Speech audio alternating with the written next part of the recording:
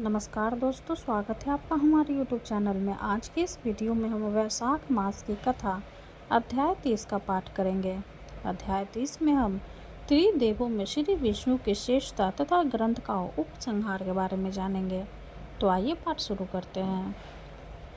वशिष्ठ जी कहते हैं, पूर्व काल की बात है। स्वयंभू मनु परम उत्तम एवं दीर्घ काल तक चालू रहने वाले यज्ञ का अनुष्ठान करने के लिए मुनियों के साथ मंदराचल पर्वत पर गए। उस यज्ञ में कठोर व्रतों का पालन करने वाले अनेक शास्त्रों के ज्ञाता बाल सूर्य एवं अग्नि के समान तेजस्वी समस्त वेदों के विद्वान तथा सब धर्मों के अनुष्ठान में तत्पर रहने वाले मुनि पधारे थे। वह महायज्ञ जब आरंभ हुआ तो पाप रहित मुनि देवता तत्व का अनुसंधान करने के लिए परस्पर बोले, वेद देवता ब्राह्मणों के लिए कौन देवता सर्वश्रेष्ठ एवं पूज्य है? ब्रह्मा विष्णु और शिव में से किसकी अधिक स्तुति हुई है? किसका चरणोदक सेवन करने योग्य है? किसको भोग लगाया हुआ प्रसाद परम पावन है और अविनाशी परम धाम स्वरूप एवं सनातन परमात्मा है? किसके प्रसाद और चरणोदक पितरों को तृप्ति प्रदान करने वाले होते हैं? वहाँ बैठे हुए महर्षियों में इस विषय पर महान वाद विवाद हुआ। किन्हीं महर्षियों ने केवल रुद्र को सर्वश्रेष्ठ बतलाया। कोई कहने लगे ब्रह्मा जी ही पूजनीय हैं। कुछ लोगों ने कहा सूर्य ही सब जीवों के पूजनीय है, तथा कुछ दूसरे ब्राह्मणों ने अपनी सम्मति प्रकट की। आदि अंत में रहित भगवान विष्णु ही परमेश्वर है। वे ही सब देवताओं में श्रेष्ठ एवं पूजन करने योग्य है। इस प्रकार विवाद करते हुए महर्षियों से स्वयंभू मनु ने कहा, वे जो शुद्ध सत्वमय कल्याणमय गुणों से युक्त कमल के समान नेत्रों वाले श्री देवी के स्वामी भगवान पुरुषोत्तम है, एकमात्र वही वेद वेत्ता ब्राह्मणों द्वारा पूजित है। मनु की यह बात सुनकर सब महर्षियों ने हाथ जोड़कर तपोनिधि भृगु जी से कहा, सुव्रत, आप ही हम लोगों का संदेह दूर करने में समर्थ है। आप ब्रह्मा विष्णु तथा महादेव तीनों देवताओं के पास जाइए। उनके ऐसा कहने पर मुनि श्रेष्ठ भृगु तुरंत ही कैलाश पर्वत पर गए। भगवान शंकर के गृह द्वार पर पहुंचकर उन्होंने देखा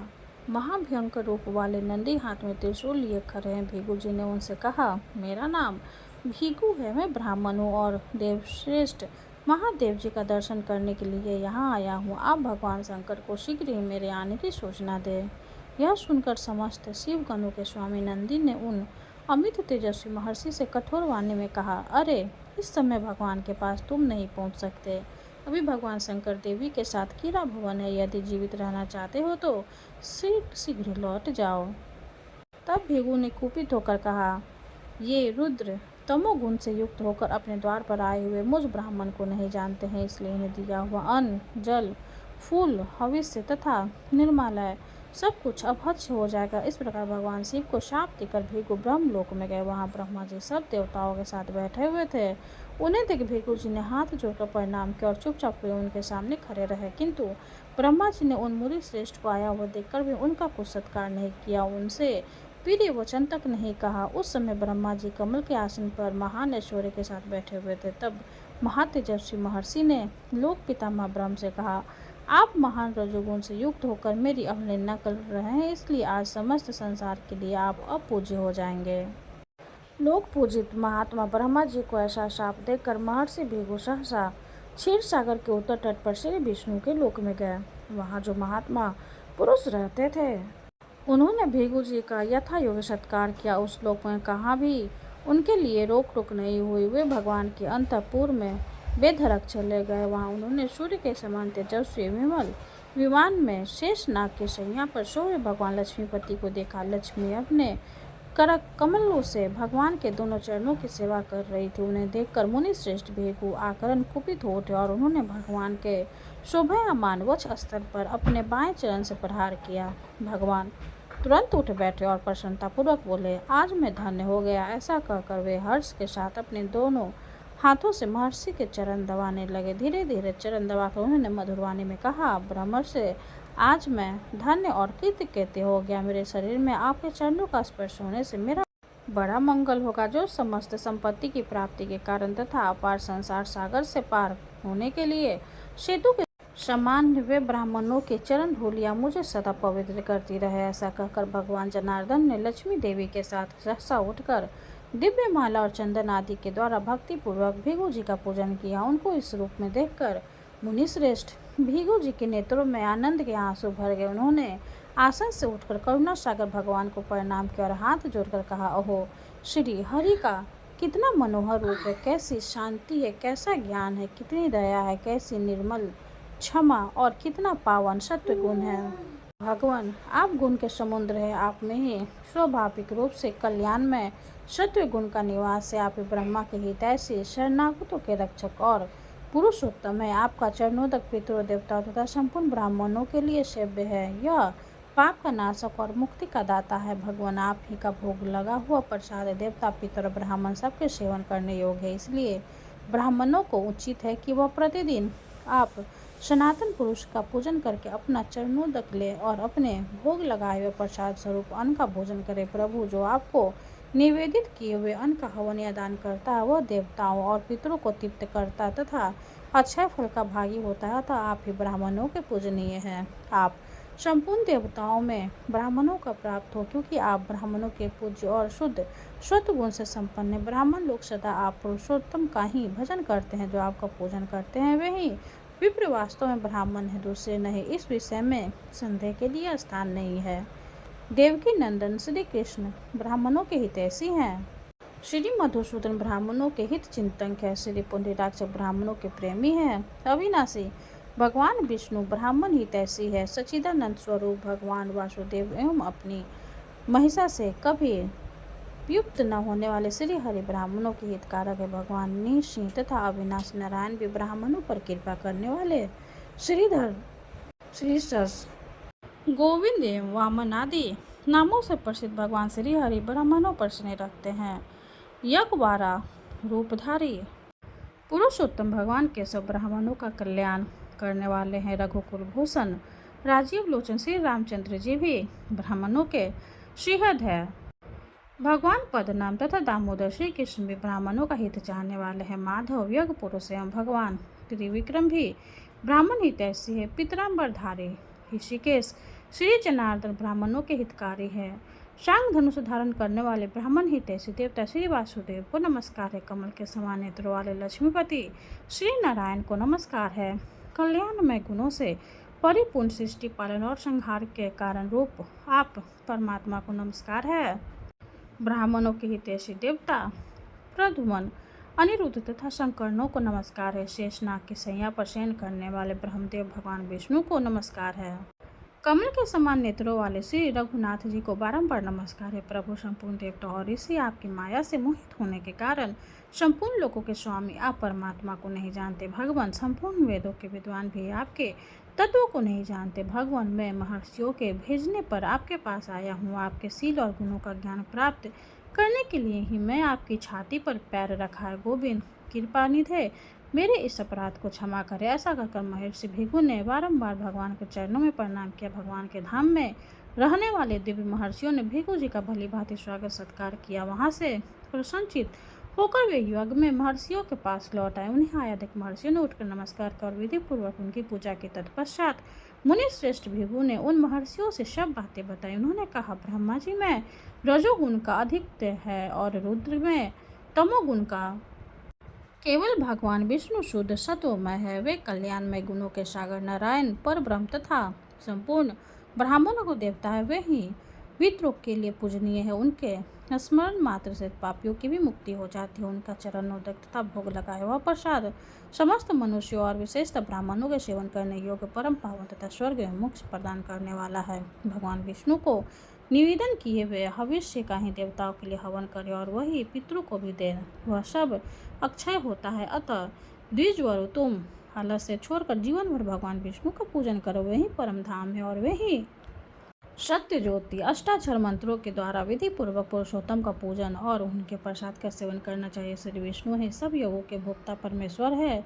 ऐसा जानकर उन्होंने उद्देश्य से सदा हवन दान और जप करे। वशिष्ठ जी भी कहते हैं, भृगु जी के ऐसा कहने पर समस्त निष्पाप महर्षियों ने उन्हें नमस्कार कर उनकी मंत्र की दीक्षा ले भगवान विष्णु का पूजन किया। राजन, ये सब बातें मैंने प्रसंग वस्तु में बतलाई है। भगवान श्री रामचंद्र जी सब देवता में पावन एवं पुरुषोत्तम है। अतः यदि तुम परम पद को प्राप्त करना चाहते हो तो उन श्री रघुनाथ जी ही की शरण में जाओ राजन, यह समस्त पुराण वेद के तुल्य है। स्वयंभू मनवंतर में साक्षात ब्रह्मा जी ने इसका उपदेश किया है। जो प्रतिदिन एकाग्रचित हो, इसका श्रवण अथवा पाठ करता, उसकी भगवान लक्ष्मीपति में अन्य भक्ति होती है। वो विद्यार्थी हो तो विद्या, धर्मात्मी हो तो धर्म, मोक्षार्थी हो तो मोक्ष और कामार्थी हो तो सुख पाता है। द्वादशी तिथि को श्रवण नक्षत्र में सूर्य और चंद्रमा के ग्रहण के अवसर पर अमावस्या तथा पूर्णिमा को इसका भक्तिपूर्वक पाठ करना चाहिए। जो एकाग्रचित होकर प्रतिदिन इसके आधे या चौथाई श्लोक का भी पाठ करता है, वह निश्चय ही 1000 अश्वमेध यज्ञ का फल पाता है। इस प्रकार यह परम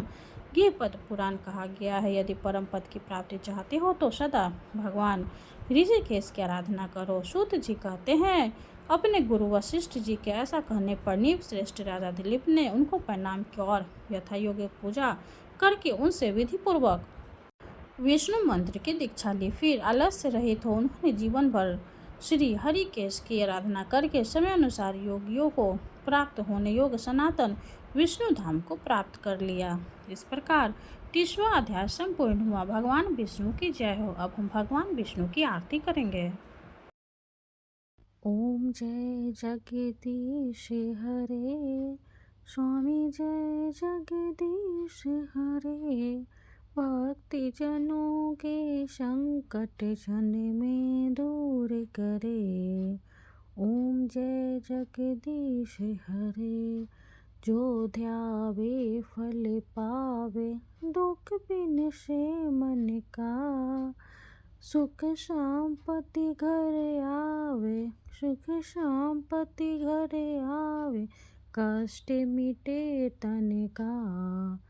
ओम जय जगदीश हरे, माते पिता तुम मेरे, शरण गहूँ में किसकी। स्वामी शरण गहूँ में किसकी, तुम्हें बिने और न दूजा, तुम्हें बिने और न दूजा, आस करूं जिसकी। ओम जय जगदीश हरे, तुम पूरन परमात्मा, तुम अंतर्यामी। स्वामी तुम अंतर्यामी। पारे ब्रह्म परमेश्वर, पारे ब्रह्म परमेश्वर, तुम सबके स्वामी। ओम जय जगदीश हरे, तुम करुणा के सागर, तुम पालन करता। स्वामी तुम पालन करता। मैं मूरख खल कामी, मैं मूरख खल कामी, कृपा करो भरता। ओम जय जगदीश हरे, तुम हो एक अगोचर, सबके प्राणपति। स्वामी सबके प्राणपति, किस विधि मिलूं दया में, किस विधि मिलूं दया में, तुमको मैं कुमति। ओम जय जगदीश हरे, दिन बंधु दुख हरता, तुम ठाकुर मेरे। स्वामी तुम ठाकुर मेरे, अपने हाथ उठाओ, अपने हाथ उठाओ, द्वार पर तेरे। ओम जय जगदीश हरे, विषय विकार मिटाओ, पाप हरो देवा। स्वामी पाप हरो देवा, श्रद्धा भक्ति बढ़ाओ, श्रद्धा भक्ति बढ़ाओ, संतन की सेवा।